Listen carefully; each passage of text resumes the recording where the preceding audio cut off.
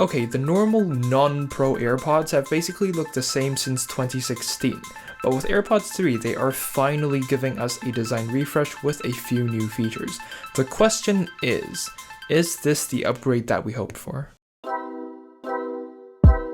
The most obvious difference these have compared to the first and second generation is the external design. The stem is shorter and the case now opens on the longer side. They basically look like the Pros when you're wearing them. Now, there are obvious benefits to this design. A shorter stem means that it's less likely to get hooked onto clothes or anything around it when you're wearing them, and I think it's also less likely to fall out since there should be less weight hanging outside of your ears. Another improvement they have is that the original tap controls on the side are replaced in favor of the squeeze controls on the stem that we first saw on the AirPods Pros. With the squeeze controls, you no longer have to send loud taps into your eardrums when you're just trying to pause or skip a track. So just like the Pros, you will hear a gentle click when you squeeze the thing, which gives you an illusion that you're actually physically clicking on the stem, which I think is much better. You could argue that it's a bit less convenient because you now have to use 2 fingers instead of tapping with just 1, but to be honest, I just find the squeeze controls to be a lot more satisfying to use.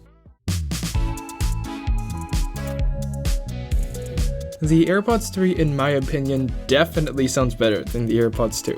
Now, I'm no audiophile, right? But I can assure you that if you're a casual music listener who doesn't really need the most crisp and accurate sound reproduction, you'll definitely be happy with its adaptive EQ. Obviously, it's not as good as IEMs like these, but it's still pretty up there. Another cool feature these have that the previous AirPods don't is that it supports HD voice quality for FaceTime because of a new speech codec. Speaking of sound, these support something called spatial audio. These are the first Apple products I've tried that have spatial audio, and let me just say, it is absolutely incredible how the earbuds can track your head movement and produce a really good and responsive illusion that there are people singing and different instruments playing around you. I'm really glad that no one was with me when I first tried them out because I was literally spinning around on my chair like an absolute idiot to see if the head tracking could keep up with me.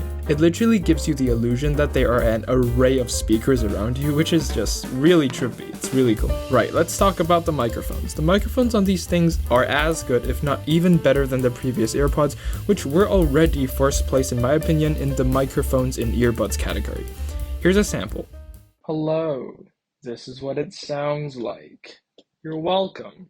Now, let's talk about the battery life because it was my biggest complaint over the first and second generations. I mean, for most people, 5 hours of playtime is okay, but I often find myself in situations where it dies around 30 minutes before I get home on longer days. Now, on top of all that, battery degradation unfortunately exists in all battery-powered devices, so my last AirPods battery life dropped down to maybe 3.5 to 4 hours of listening time per charge after like a year of use. The AirPods 3 thankfully has 6 hours of playtime per charge. On top of all that, the total advertised listening time combined with the case is now up to 30 hours. I am really happy with the battery life, and honestly I think that alone is kinda worth the upgrade if your old one's batteries have degraded. By the way, this charging case not only supports MagSafe, but is also IP rated. I get really excited when things get IP ratings because it means that it is certified to have a certain amount of protection against either liquid, dust, or well, both. Both the AirPods themselves and the charging case are now rated to be IPX4 sweat and water resistant, so I basically have no fear when I work out in them.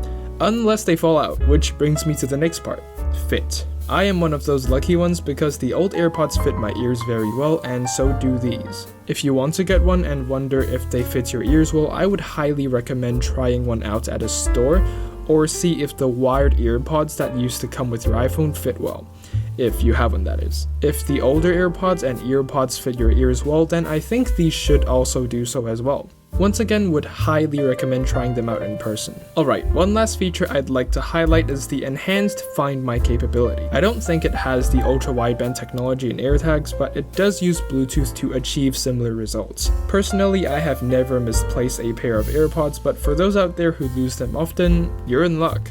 I would 100% recommend these if you use an iPhone, and they are totally worth the upgrade if your old AirPods battery life has decreased dramatically over time. However, if you're always in a noisy environment, then you might want to look at options with noise isolation or cancellation like the Pros or other brands on the market. That's it for this video. It's fun to be back. Thank you for watching. Take care and consider subscribing.